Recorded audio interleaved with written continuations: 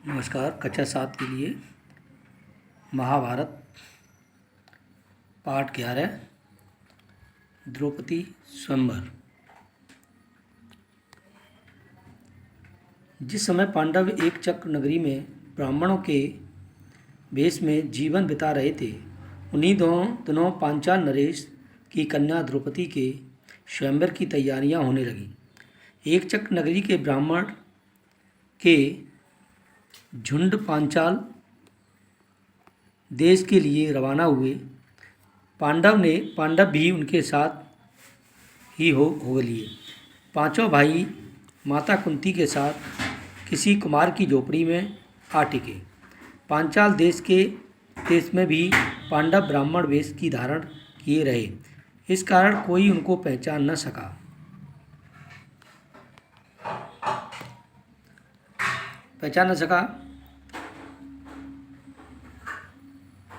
स्वयंवर मंडप में एक बृहदाकार धनुष रखा हुआ था, जिसकी डोरी तारों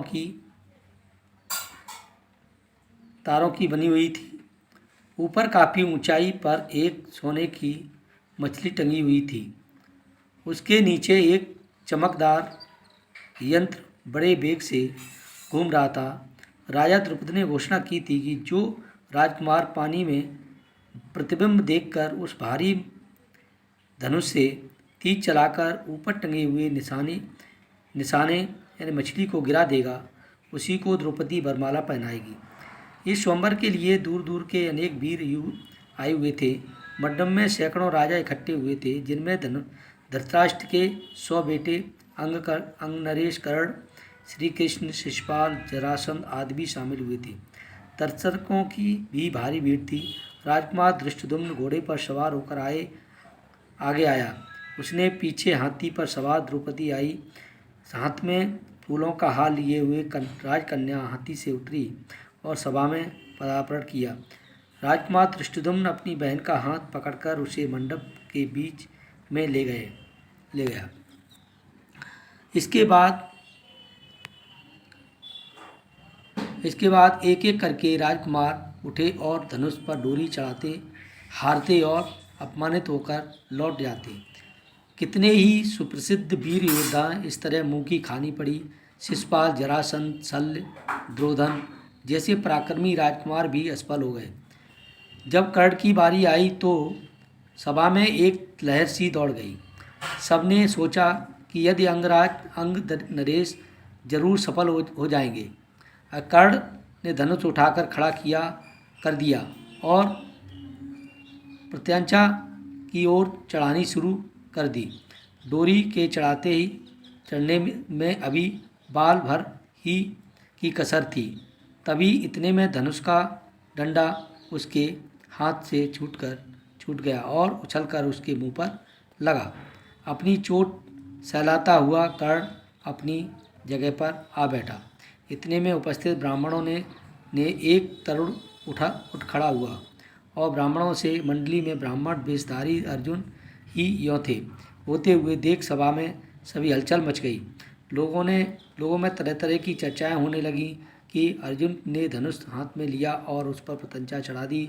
उसने धनुष पर तीर चढ़ाया और आश्चर्यचकित लोग को मुस्कुराते हुए देखकर लोग देखे उसने और देखते थे उसने और देरी न लगाई। तुरंत ही एक बाण एक साथ 5 बाण उस पर चढ़ाते हुए चक्र में मारे और हजारों लोगों के देखते देखते निशाना टूटकर नीचे गिर पड़ा।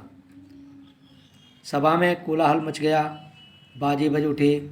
उस समय राजकुमारी द्रौपदी की शोभा पड़ गई, अनूठी हो गई और वह आगे बढ़ी और सकचाते हुए लेकिन प्रसन्नतापूर्वक ब्राह्मण वेश में खड़े अर्जुन को वरमाला पहना दी। माता को यह समाचार सुनाने के लिए युधिष्ठिर, नकुल और सहदेव तीनों भाई मंडप से उठकर चले गए, परंतु भीम नहीं गया। उसे भय था कि निराश राजकुमार कहीं अर्जुन पर कुछ न कर बैठे। भीमसेन का अनुमान ठीक ही निकला। राजकुमारों में बड़ी हलचल मच गई। उन्होंने शोर मचाया।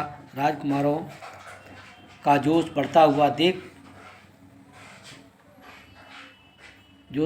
देखकर ऐसा प्रतीत हो रहा हुआ कि भारी विप्लव मच जाएगा। यह हाल देखकर श्री कृष्ण, बलराम और कुछ राजा विप्लव मचाने वाले राजकुमारों को समझाने लगे। ये समझाते रहे और वह इसी बीच भीम और अर्जुन द्रौपदी को साथ लेकर कुमार की कुटिया की ओर चल दिए। जब भीम और अर्जुन द्रौपदी को साथ लेकर सभा से जाने लगे तो धृष्टद्युम्न का द्रुपद का पुत्र धृष्टद्युम्न चुपके से उनके पीछे हो लिया। राजकुमार की कुटिया में उसने जो देखा उसके आश्चर्य की सीमा न रही। वह तुरंत लौट आया और अपने पिता से बोला, पिताजी, मुझे तो ऐसा लगता है कि ये लोग कहीं पांडव न हों। बहन द्रौपदी उस युवक की मृगछाला पकड़े जब जाने लगी तो मैं भी उसके पीछे पीछे हो लिया था। वे एक कुमार की झोपड़ी में जा पहुँचे। वहाँ अग्निशिखा की भांति एक तेजस्वी देवी बैठी हुई थी। वहाँ जो बातें हुई उनसे मुझे विश्वास हो गया है कि वह कुंती देवी ही होनी चाहिए। तब राजा द्रुपद ने बुलवाया भेजने पर वह भाई माता कुंती और द्रौपदी के साथ राजभवन पहुँचे। दुष्टन ने राजा को सारी बात सही परिचय देते हुए कहा। यह जानकर कि वे बहुत प्रसन्न हुए। राजा द्रुपद फूले न समाये, उनकी इच्छा पूर्ण हुई। महाबली अर्जुन मेरी बेटी के पति हो गए तो मैं फिर द्रोणाचार्य की शत्रुता मुझसे नहीं रही। वह विचार कर उन्होंने संतोष किया और संतकोल लिया। माँ की आज्ञा और उसकी संपत्ति के सभी 5 भाई बराबर पांडवों का विवाह हो गया।